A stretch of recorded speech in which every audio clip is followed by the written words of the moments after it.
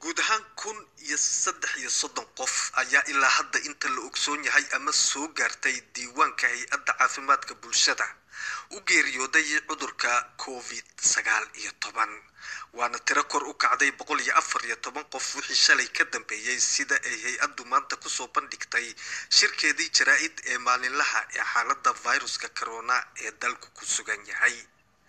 dhanka kale tirada inta qof ee laga helay viruska ee saamiyadii tijaabada laga qaaday ayaa kor u gaartay 11,445 qof halka 530 dadka ka mid ahayna ay ku jiraan xaaladda gargaarka caafimaad ee joogtada ah sida waxa sheegtay Johanna Sandvall madaxa laanta u diyaargarowga masiibooyinka ee hay-adda hoggaanka bulshada oo shirka jaraa'id ka hadashay. Det ligger 530 patienter på IVA idag på grund av covid-19 och ett 300-tal andra personer som behöver intensivvård.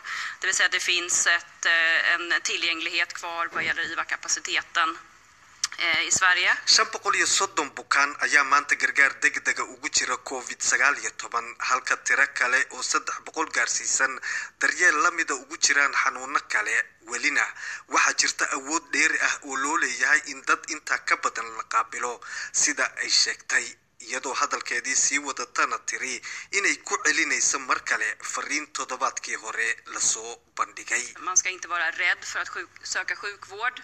Man ska ringa 1177 och man ska besöka sin akutmottagning om man har problem. Vi har fått några sådana signaler till oss. In laga boqo maahan in daryeel caafimaad la raadsado waxaa la wici karaa 177 waxaa la booqan karaa gargaarka degdega ee cusbitaalka waxaana soo gaaray dhambaalo in laga cabsi qaba inaanay boosasku ku filayn sida ay hadalka u dhigtay. dhanka kale Anders Tegnell oo ka howlgala hay-adda caafimaadka bulshada ayaa soo bandhigay in badankood dadka u geeriyooday COVID-19 marka loo eego tirada ay bulshada dalka ka yihiin dadka soo jeeda dalka dibadiisa uguna horeyso dadka ka soo jeeda Soomaaliya waxaa soo raaca Iraq, Suuriya iyo wadamada Finland iyo dalkii horey loo oran jiray Yugoslavia. labadaasi wadan ayay ugu wacan tahay dad muddo hore soo galay oo badankood ay gaboobeen sida uu sheegay Anders Tegnell. Men hur som helst så är den här observationen som vi har fått från många olika håll att vi har en överrepresentation av personer som är födda i andra länder. Den stämmer uppenbarligen också. Som ni ser att Somalia är en rätt kraftig representation, Irak likadant, Syrien något mindre. Sen har vi några länder som Finland och Jugoslavien som nog i första hand beror på att Tegnell waxa laga weydiiyay in ciriiriga deegaanka ugu wacan yahay dhibaatada viruska ee qoomiyadaha kala duwan ee dalka dibadiisa ka soo jeeda Soomaaliduna ka mid tahay ayuu sidan ku jawaabay. Det finns ju absolut aspekter på den här smittan som talar för att trångboddhet är en riskfaktor. Sen så tror jag att man måste jobba väldigt mycket med den här typen av siffror innan man vet exakt vad som ligger bakom dem så att man inte ramlar på lätta lösningar. Det finns säkert många aspekter som man behöver fundera på. Men här finns ju absolut signaler på att vi behöver jobba bättre och mer intensivt mot de här områdena och mot de här grupperna i befolkningen så att vi minskar det här.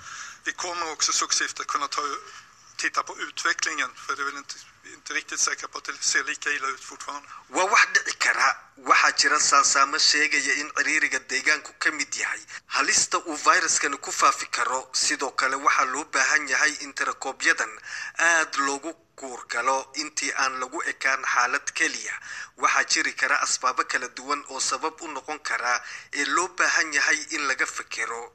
waxaa sidoo kale loo baahan yahay in si ka dardar badan looga howlgalo xaafadaha sidii gacan looga geysan lahaa iyo in loo baahan yahay in la eego habka ay ku socoto iminka khasab maahan in xaaladdu sidii hore weli u liidato sida uu sheegay Anders Tegnell. Iman Cilmi oo ilaa iyo 9meeyadii ku dhaqnayd nawaaxiga xaafadaha Yeerba ayaa sheegtay sidoo kale in baryahan dambe aad moodo welwelkii inuu hoos u dhacay midaasina oo ay ku macnaysay maadaama uu yaraaday wararkii dhiilada lahaa ee toddobaadyo ka hor la maqli jiray sida ay hadalku u dhigtay. Det har hänt hård